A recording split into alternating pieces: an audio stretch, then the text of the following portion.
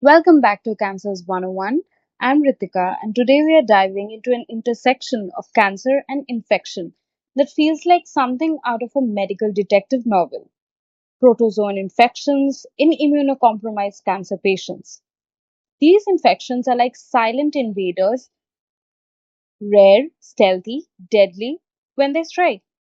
Joining me is Aditi, who brings her sharp clinical lens to every episode.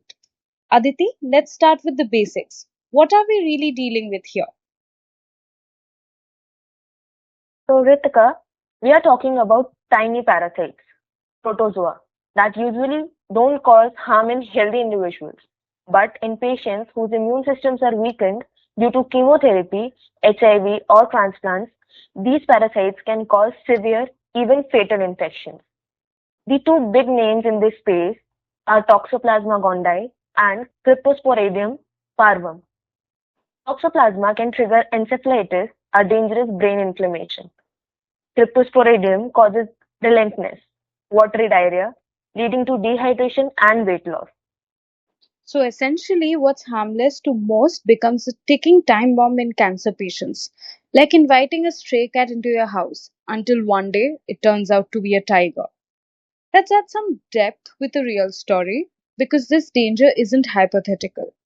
Picture this: a 42-year-old man undergoing treatment for HIV associated non Hodgkin lymphoma. He's midway through the chemo when he suddenly develops fever, confusion, and seizures. His MRI reveals multiple ring enhancing lesions in the brain. Which is classic for toxoplasmic encephalitis. Tests confirmed Toxoplasma gondii and he was started on premethamine and sulfadiazine and leucovorin. He survived, but his chemotherapy had to be halted over 4 weeks. And in aggressive lymphomas, that kind of delay can be a major setback. Exactly. In oncology, timing is everything. Every delay can be a crack in the dam, allowing the cancer to surge back. And now let's widen the lens. In low resource settings, these protozoans threat becomes much more formidable. You have limited access to MRI, a lack of serological testings, and often no stock of antiparasitic drugs. Plus, poor sanitation and contaminated water supply make cryptosporidium infections rampant. Patients already battling cancer face chronic diarrhea, electrolyte loss, and severe malnutrition. In some cases, cancer treatment is halted indefinitely. It's like trying to build a house during a hurricane. You can't make progress until the storm is under control. And the storm in this case is the infection which is raging. Let's bring in some hope because there are always ways to prevent and manage these infections. Definitely. For toxoplasma, we use a combination of pyrimethamine, sulfadiazine, and leucovorin. For cryptosporidium, the go-to is nitazoxanide, although it's not always effective in severely immunocompromised patients.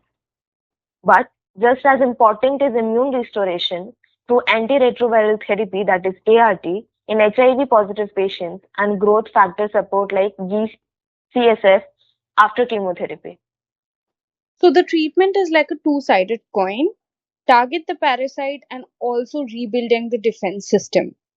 And prevention, it starts even before the infection. Exactly. That means screening HIV positive patients for toxoplasma before starting chemo, avoiding undercooked meat, drinking filtered or boiled water, prophylactic antibiotics in high risk patients. So let's connect the dots. Protozoan infections may be rare, but for an immunocompromised cancer patient, they are not just complications, they are game changers. They can delay chemotherapy, increase mortality or death rate, and push already fragile health system to the edge, especially in undeserved regions. The message is simple: be proactive, screen early, treat fast, and support the immune system wherever possible.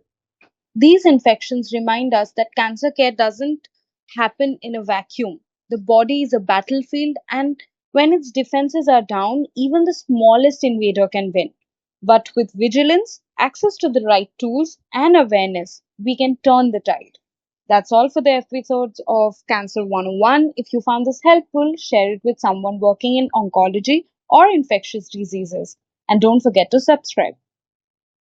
Thanks for listening and stay safe, stay informed.